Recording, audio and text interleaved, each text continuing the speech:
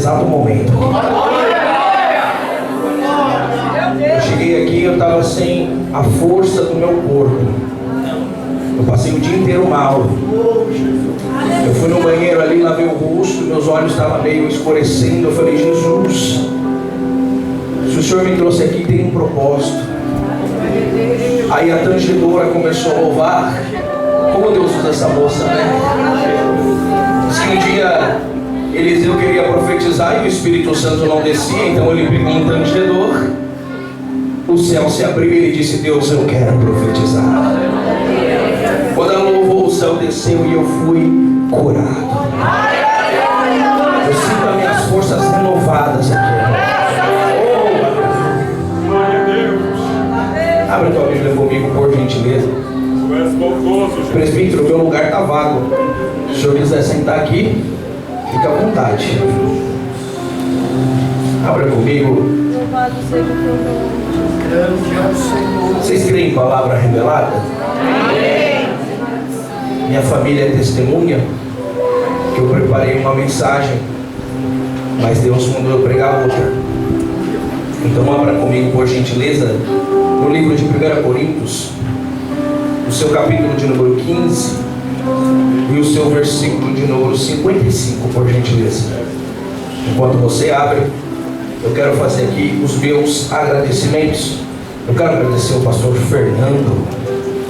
Cadê o pastor Fernando? Deus abençoe, pastor. Muito obrigado pelo privilégio, a oportunidade de abrir a sua casa aqui de oração para nós podermos falar de Jesus.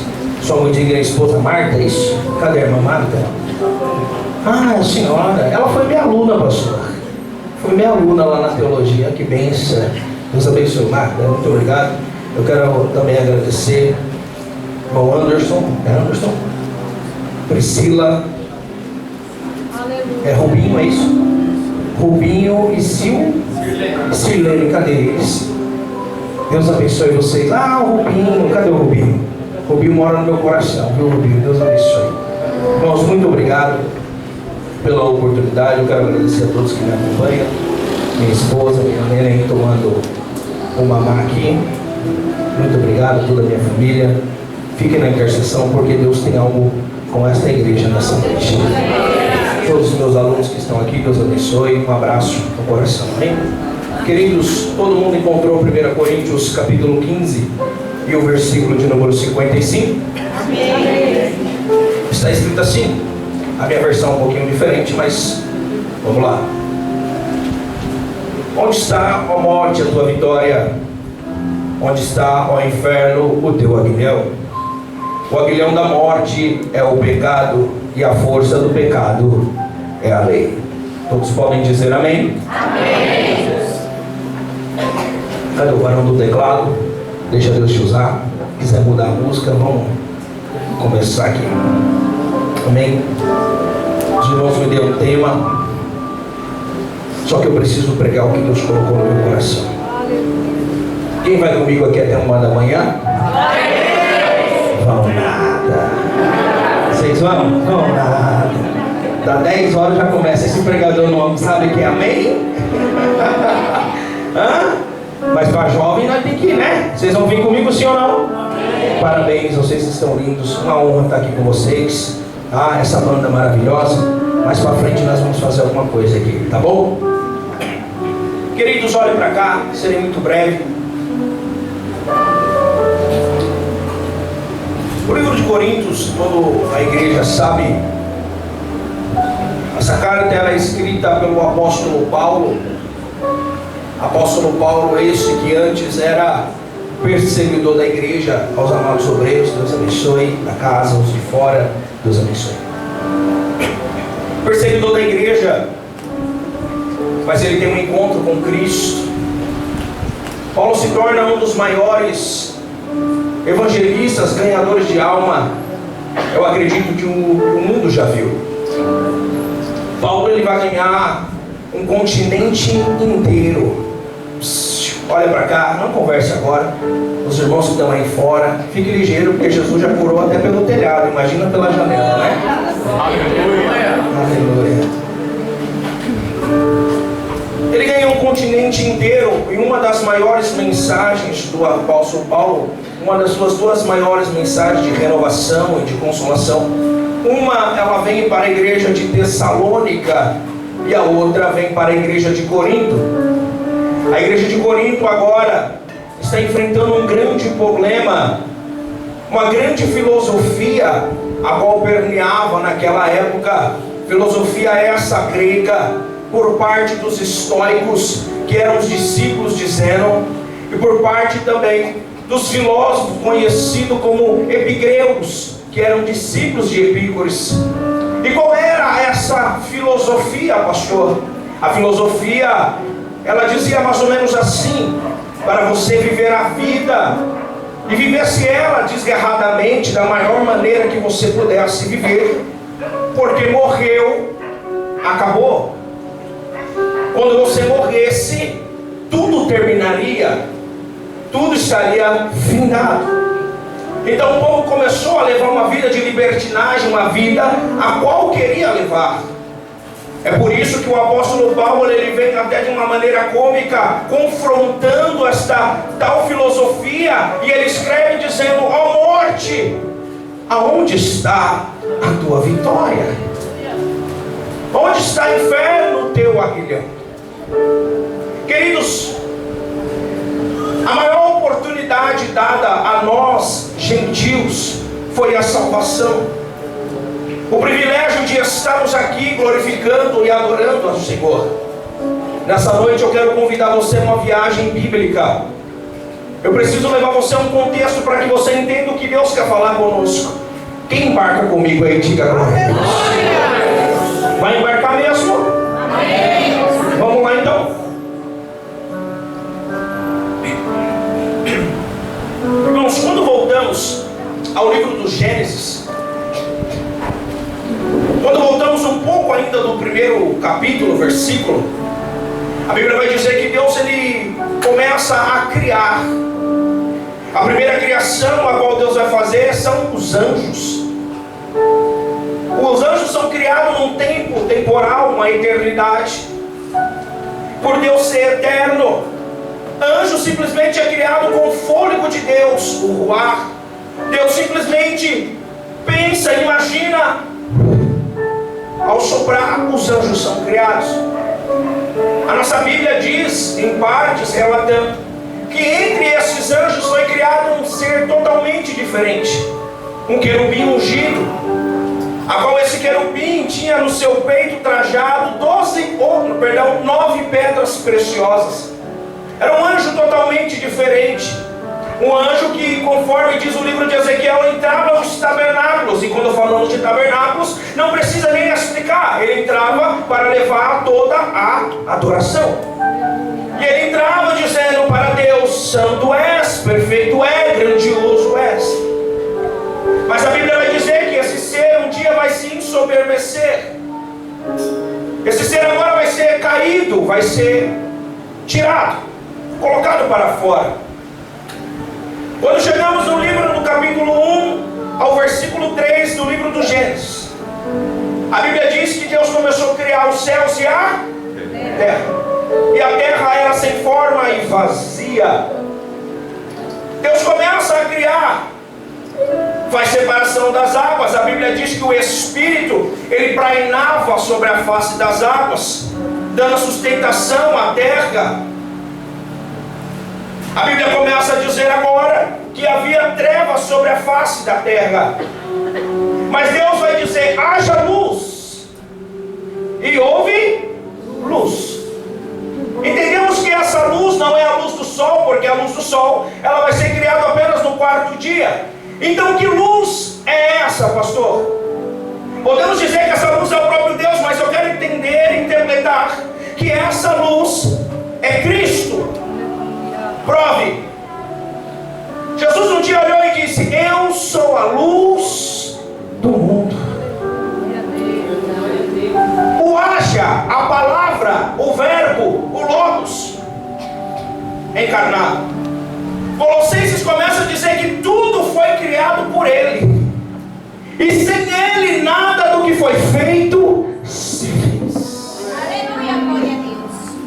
Deus começa aí ele começa a separar as águas, e ele cria a porção seca, e começa a criar-se então a vegetação.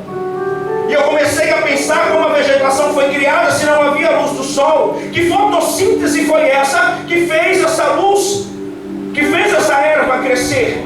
Lembramos que Deus está dizendo que Ele é a luz do mundo. A própria luz do Senhor, a luz de Cristo, faz que essa erva crescesse. E eu comecei a entender. Primeiro Deus criou a erva, preparou a terra, e depois Ele criou os animais viventes. Você vai pegar agora. Deus primeiro cria a preparação para depois criar o animal. Não entendi. Antes de Deus criar os animais, Deus já tinha provido o sustento. Só para você dar glória, que eu sei que você é assembleano, você gosta. Antes de tudo, Deus já tinha criado a provisão. Nessa noite você veio aqui talvez pensando, eu vim pelo cartaz. Eu vim porque a moça aqui vai louvar e Deus vai descer na casa.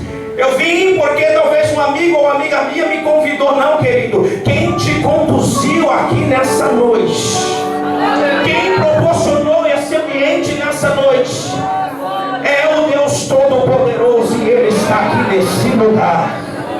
Será que é só eu que sinto Ele aqui? Deixa eu ver se tem mais alguém.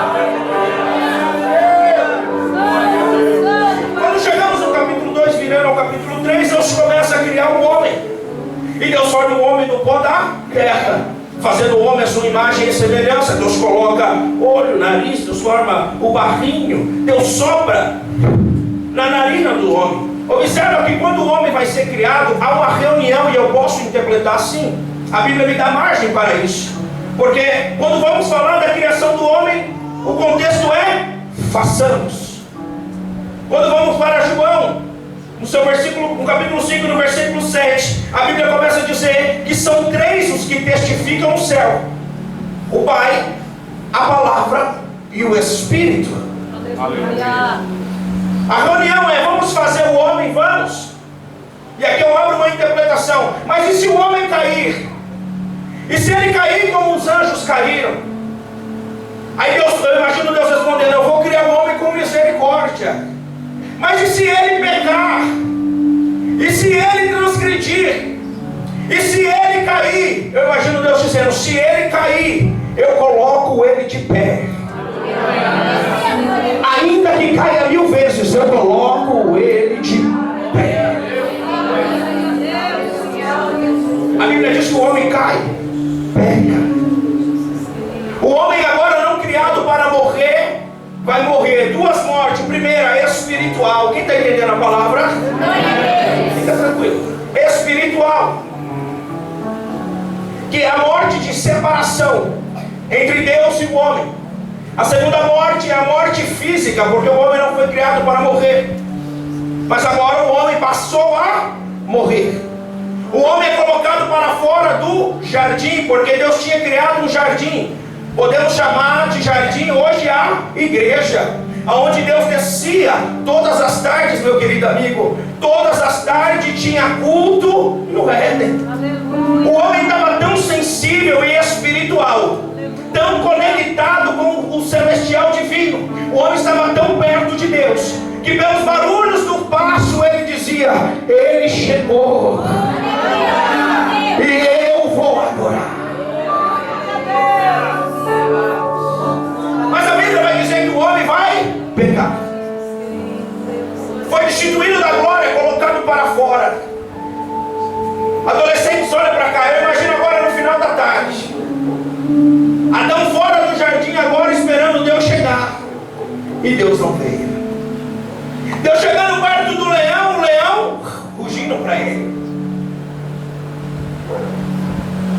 Quando chegamos no Gênesis no capítulo 6, e agora eu vou começar a pregar. Quando chegamos no Gênesis no capítulo 6, a epígrafe do texto está no total: degradação total do gênero humano. Que é isso? O homem caiu em total pecado. O homem virou as costas totalmente para Deus. Entrou a era do ferro. O homem começou a guerra, suicídio, morte, homicídio dentro do povo, ao ponto que quando chegamos no Gênesis 6, Deus diz assim: Eu vou retirar o meu espírito do homem. No texto está escrito Deus dizendo: me arrependi de ter feito o homem, vou retirar a minha presença do meio do homem, porque a minha presença não pode mais habitar no meio deles. Eu imagino que quando Deus fala isso, a morte gritou: vencemos. O pecado gritou: vencemos. E Deus diz: eu vou destruir o homem. A morte gritou: vencemos. Mas eu disse aqui para você, meu querido, que Deus criou o homem com misericórdia. Quando chegamos no capítulo 7, Deus achou graça em Noé e na sua família. 8 pessoas Deus diz: constrói uma arca, Noé. E eu vou começar um negócio agora, é contigo, é com você. É com você agora, Noé. Noé constrói a arca. Sua família são salvos, animaizinhos são salvos. Quando começamos a caminhar no Gênesis 18, Gênesis 9, fica comigo, quem gosta de Bíblia aí? Estou na Assembleia de Deus. Quando chegamos no Gênesis 18, Gênesis 9, Deus lembrou de Noé. Mas aí, descendo o povo da arca, começou a crescer, se multiplicar novamente. Quando chegamos no Gênesis capítulo 10, capítulo 11, o homem já estava tão populoso na terra, e o homem novamente se engrandeceu contra Deus. Começou a construir uma torre, conhecida como Torre de Babel. E eles diziam: vamos fazer a torre porque talvez conseguimos tocar os céus. Mas na verdade eles estavam se precavendo, dizendo: vai que Deus tenta mandar um outro dilúvio. Só que Deus tinha feito uma promessa. E eles começam agora a levantar uma torre, e Deus não se agrada disso. Sabe por quê, meus queridos? O que eles não sabiam lá, a Assembleia de Deus aqui sabe. Não se toca a Deus subindo. A única forma de tocar a Deus não é subindo. Glória a Deus. A forma correta de se tocar os céus é descendo.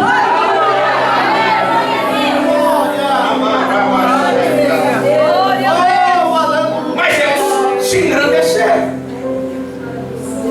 Deus falou: eu vou confundir a língua. Havia 3 linhas noéticas. Eu estou só na introdução, vem comigo. Havia 3 linhas noéticas muito fortes na época: Cã, Jafé e Sem. Deus confunde a língua. Quem era camita entende camita, jefita, jefita e semita, semita. Cada um começou a entender conforme o seu dialeto, o seu idioma, ao ponto de começaram a se espalhar sobre a terra. Mas agora, quando chegamos no Gênesis, no capítulo 12, a minha Bíblia diz que Deus vai no meio da Mesopotâmia, vai escolher um homem chamado Abraão, e vai dizer: Abraão, vai ser contigo a renovação. Eu vou escolher você, eu vou abençoar você. Todo aquele que te abençoar, eu também abençoo. Aquele que te amaldiçoar, eu também amaldiçoo. E em ti serão benditas todas as famílias da terra. Você tem que só fazer um negócio. O que é, Senhor? Vai para a terra onde eu vou te mostrar. E ele sai.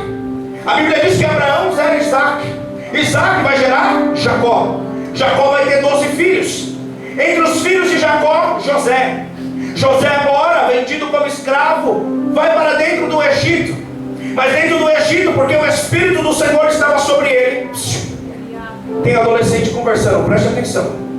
Como o Espírito do Senhor estava sobre ele, a presença do Senhor começou a exaltar, de tal modo, de tal maneira, que ele se destacou e chegou numa posição muito alta, uma posição de destaque. O povo começou a crescer, a se multiplicar, porque seus irmãos vieram por conta da fome. Começou-se a crescer, a se multiplicar, de tal maneira que o faraó da época disse: olha, precisamos controlar esse povo, porque se eles crescerem muito, é perigoso eles tomar a terra de nós. Mas Deus tinha um plano. Deste povo Deus chama Moisés. Moisés vai do Egito, mas volta. Com mão forte Deus liberta o povo. Oh, aleluia. Com mão forte Deus usa Moisés e liberta o povo e leva o povo para o deserto.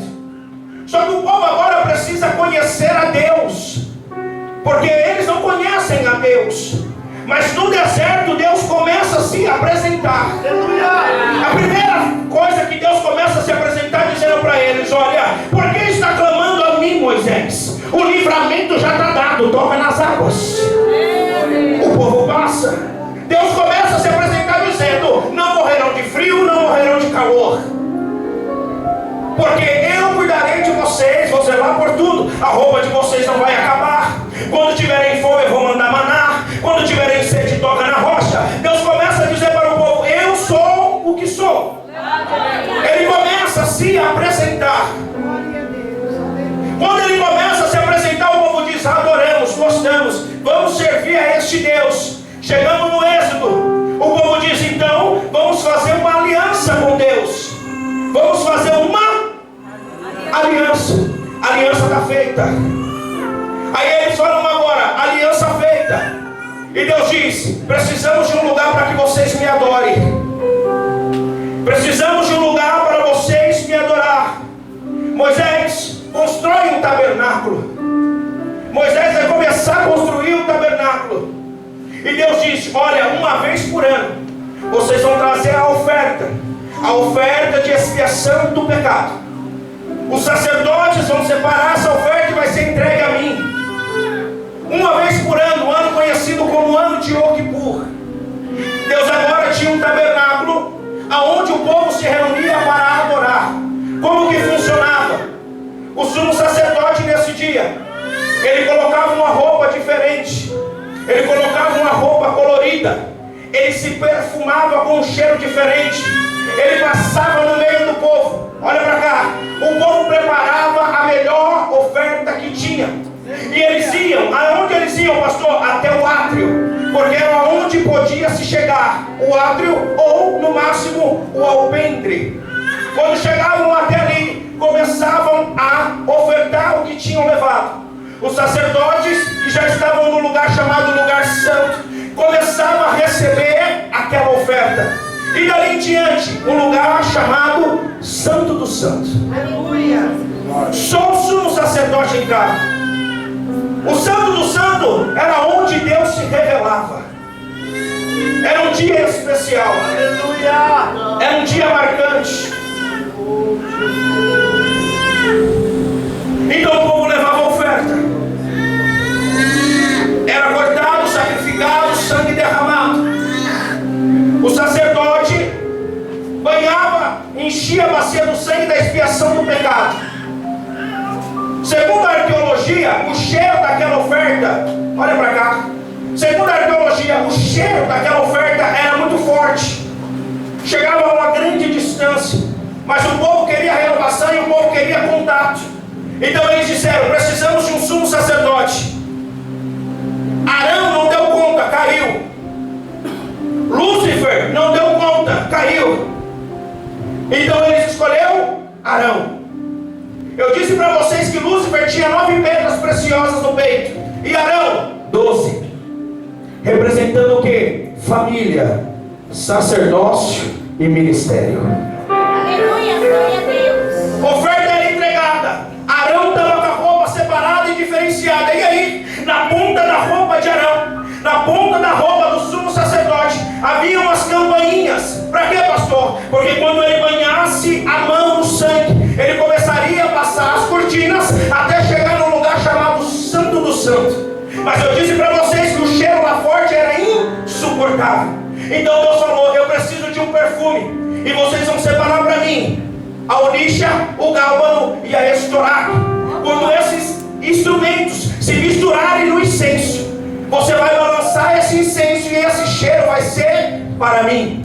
Segundo a arqueologia, o cheiro era tão bom que o povo ficava aguardando esse dia para sentir esse aroma. Então era misturado esse cheiro, essa essência, e ele era balançado conforme ia balançando o sacerdote. O cheiro lá fora era o cheiro do pecado, mas quando ia balançando o incenso, o perfume, imagina comigo, que pegava uma brisa suave, começava a subir, passava a nuvem, passava o segundo céu e chegava onde Deus estava.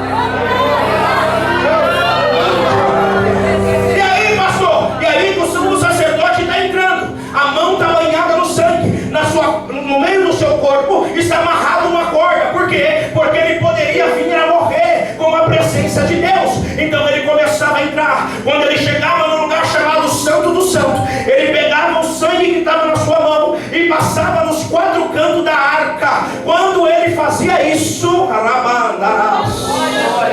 do lado de fora, todo mundo ficava em silêncio. silêncio. Por quê, pastor? Para ver se o sacerdote estava vivo. De repente, o povo do lado de fora começava a ver que a nuvem da Shekinah começava a se movimentar.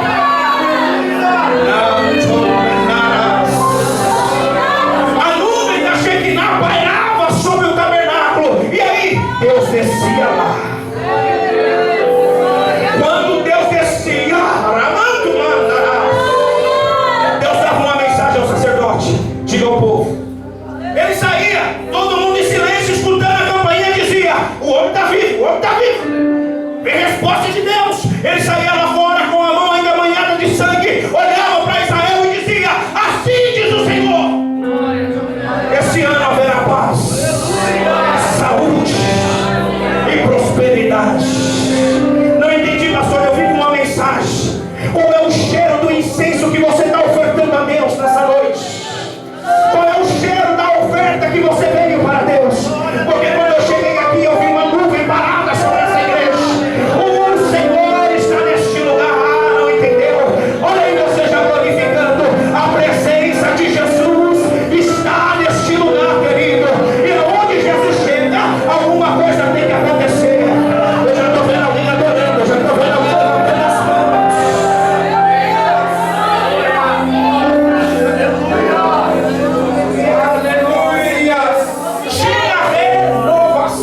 O povo estava renovado. Mas a Bíblia vai dizer que vai passar-se o tempo. Vão construir o quê? O templo. Diga o templo. Alguém está entendendo a mensagem? Aleluia. Vão se construir o templo. Quando o templo é construído, vem a socialite. Quando o templo está pronto, o que o povo faz? Empina o nariz e vira as costas para Deus. Não, porque agora nós temos tempo. E vira as costas para Deus. Deus começa a mandar tudo, profeta, tudo que tinha. E o povo não dava ouvidos. Deus começa a usar os profetas alertando: volta, e o povo não se arrependia. Quando começamos a chegar nos últimos profetas, nós começamos a ver que o povo já não levava oferta como levava antes. As ofertas no começo eram perfeitas. O culto era perfeito. Diga, o culto era perfeito. Mas agora no final já não era mais. Já levava oferta faltando uma patinha, um olhinho, uma orelhinha. Davam de qualquer maneira. Vão parar no cativeiro babilônico. Vão ser libertados do cativeiro. Babilônia vai ser conquistada pelos medos e persas. Os medos e persas são conquistados pelos gregos. Os gregos são conquistados pelos romanos. 400 anos de silêncio. Quem já viu essa página na sua Bíblia, que tem uma página em branco? Quem já viu? 400 anos sem Deus falar. O povo estava totalmente longe. Herodes pegou o templo de Ageu, reformou o templo estava bonito, estava grande, estava perfeito, mas Deus não estava lá. A presença de Deus não estava no ambiente. 400 anos de silêncio. Como que era o culto, pastor? Era da seguinte maneira, olha para cá. Os sacerdotes mais próximos, para cima. No meio, os homens. Atrás, as mulheres judias. E lá fora, os gentios. O sacerdote olhava para trás e dizia: ainda bem que eu não sou mulher. Irmã, desculpa, era o costume da época. As mulheres olhavam para trás e diziam: ainda bem que eu não sou gentil. Não tínhamos acesso. O acesso estava cortado. O acesso estava bloqueado. Quando lemos Romanos, olha para cá para você não perder agora. Quando lemos Romanos, Romano começa a descrever que nós estávamos perdidos. Não tinha mais esperança. Estávamos condenados por conta do nosso pecado. Estávamos condenados por conta das nossas transgressões. Não tinha mais oportunidade para nós. Não tinha jeito para nós. Mas Ele nos amou primeiro. Aleluia.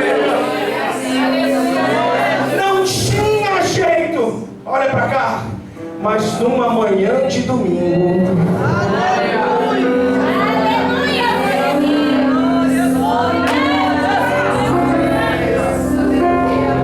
o anjo aparece e diz: agraciada és tu entre as mulheres.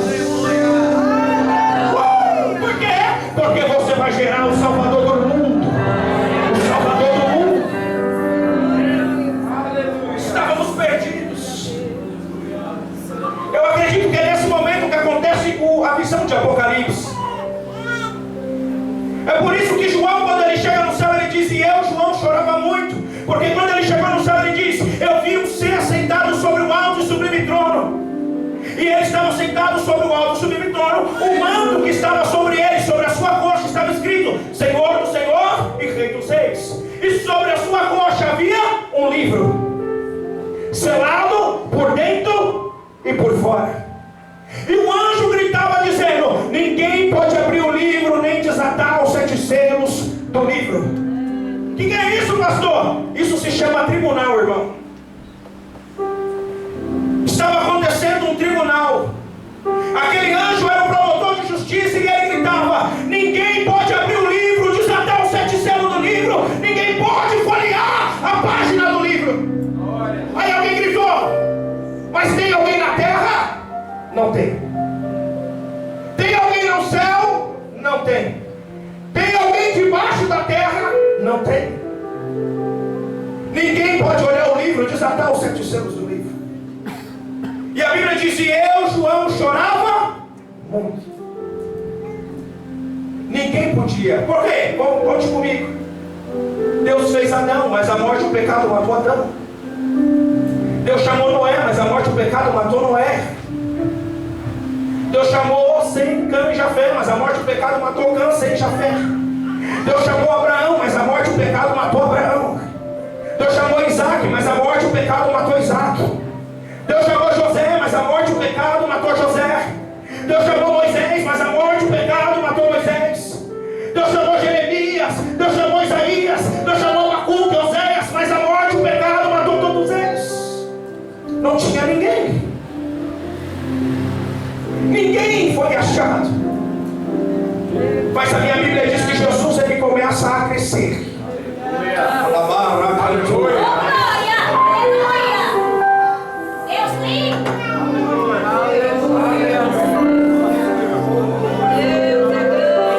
O Espírito está gritando para mim: prega, filho, prega. Jesus começa a crescer. Teve que foi profetizado muitos anos antes por Isaías. Isaías, quando viu ele, diz: olha aí a voz do que clama no deserto. Ele entra gritando: olha, eis que é chegado o reino do céu, se arrependa. João Batista. Jesus começa a crescer. Jesus começa a operar milagres. Mas Jesus ele vai para a cruz.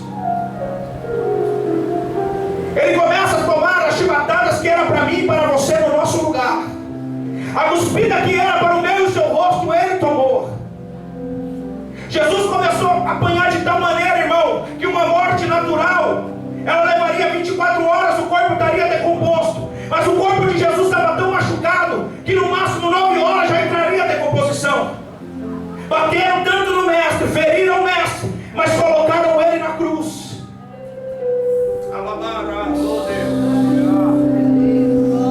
Quando colocaram ele na cruz, ele clamou: Deus meu, por que me desamparaste? A minha Bíblia, a sua Bíblia vai dizer que ele vai morrer, mas antes dele morrer, ele gritou: teletestai. Está consumado. Muito bem explicado esses dias pela Rebeca. Quando havia um escrito de dívida, era apresentado ao juiz. Na época o juiz pegava aquele escrito de dívida. Quando aquele homem pagava a dívida, o juiz escrevia sobre o escrito: teletestai, está consumado, está pago. Jesus gritou: aleluia. Aleluia. Passa o primeiro dia, o segundo dia. Eu imagino a morte dizendo: por que ele não morre? Passa o terceiro dia,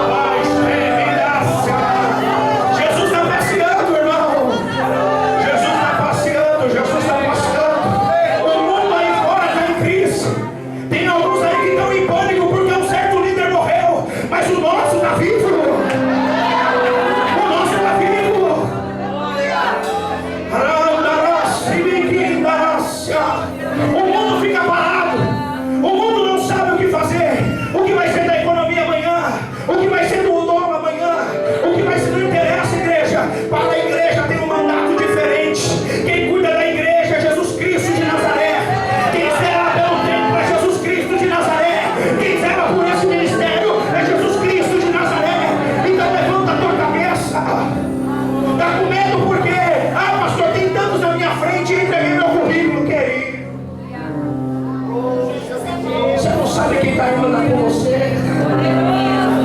Pastor, tem jovem aqui com medo da prova do Enem. Tem jovem aqui vivendo um medo terrível. Mas eu vim trazer uma palavra de cura, de libertação e de esperança para você. Os adolescentes hoje vivem com medo, parado, travado. Eu disse isso no outro congresso. Tem medo de ir lá apagar a luz, porque tem medo de aparecer a cuca. Você não conhece o Deus que você tem, jovem. Você não conhece o Cristo que você é na cruz por você. Meu corpo está arrepiado e eu vim com uma palavra viva aqui. E me deram um tempo bom, então eu vou pregar. Porque o louvor é para Deus, mas a palavra é para você. Para de temer. Põe Jesus Cristo na tua frente. Põe Ele na tua frente, querido. A internet tem mentido para você. A internet tem trazido comparações para você. Você olha a tua vida e olha na internet e pensa, eu não sou nada. Você tem um Cristo. Você tem um Deus ao teu favor.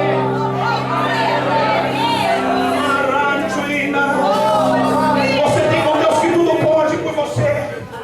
O Senhor quer levantar, está descendo uma unção aqui, juventude. Está descendo uma unção aqui, igreja. Quem quer, levanta a mão e pega. Está descendo uma autoridade sobre este lugar. Jovem, recebe a autoridade do céu.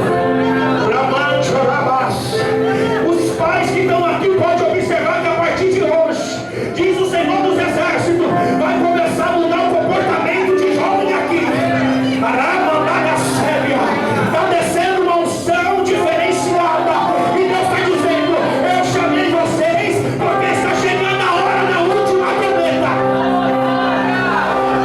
A geração que passou, apalpou o solo. A geração que passou, Dani, apalpou o solo. É com vocês agora. Não deixa cair, não. Levanta hoje o peito. Pega a mão pro alto. Levanta a mão pro alto.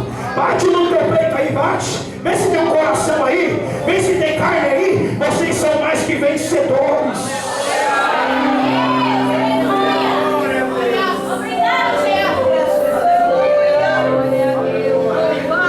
Mas acontecia no tribunal. E o tribunal, o anjo gritava. Músicos estão preparados? Começa. Let's go. No tribunal, o promotor de justiça gritava: ninguém pode abrir o livro ou desatar os 7 selos do livro. E João está chorando. João está chorando. E o anjo gritava: ninguém pode abrir o livro ou desatar os 7 selos do livro.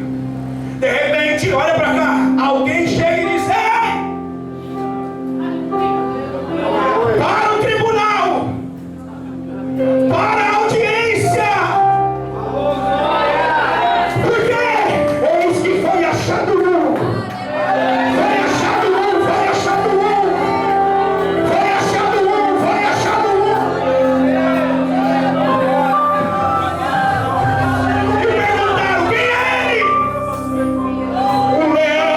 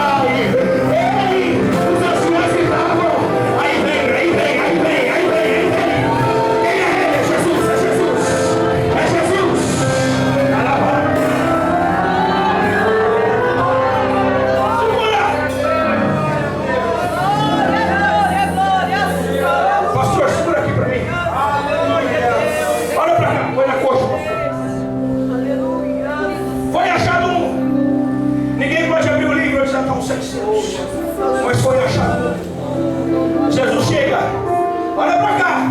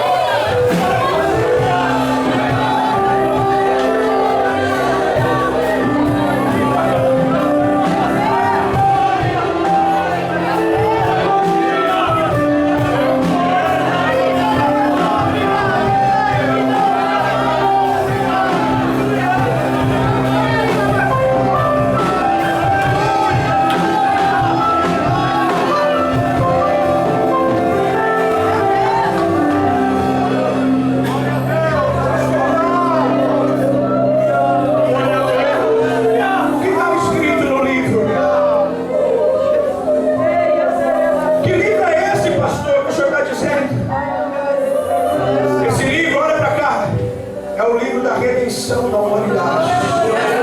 Nesse livro estava escrito Douglas, Fernando, Anderson, Eduardo. Vai dizendo o nome disso aí, vai dizendo o nome da tua família, vai dizendo o nome. Você está no ambiente espiritual, vai dizendo o nome do teu filho, vai dizendo o nome da casa, vai dizendo o nome, vai.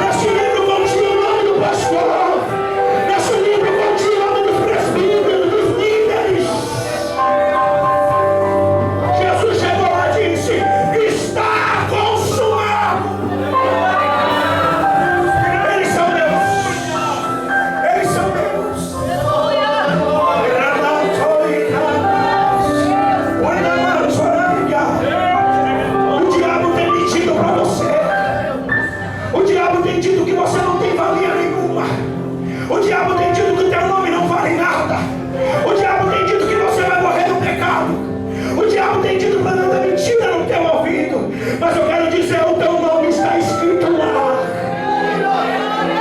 Talvez se virar alguns irmãos aqui, não caia um real do bolso.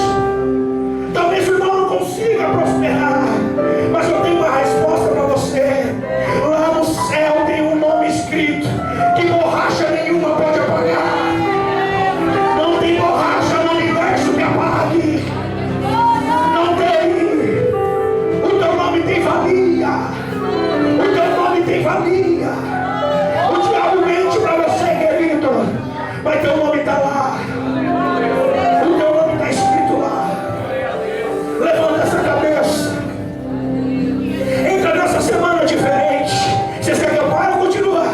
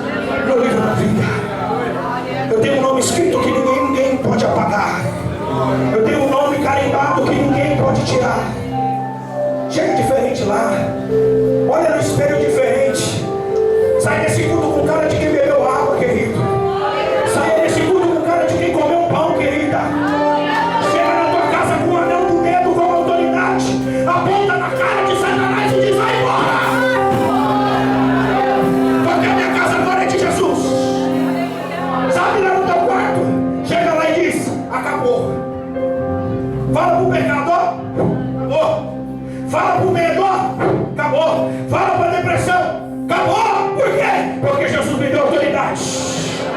Fala, Jesus me deu autoridade.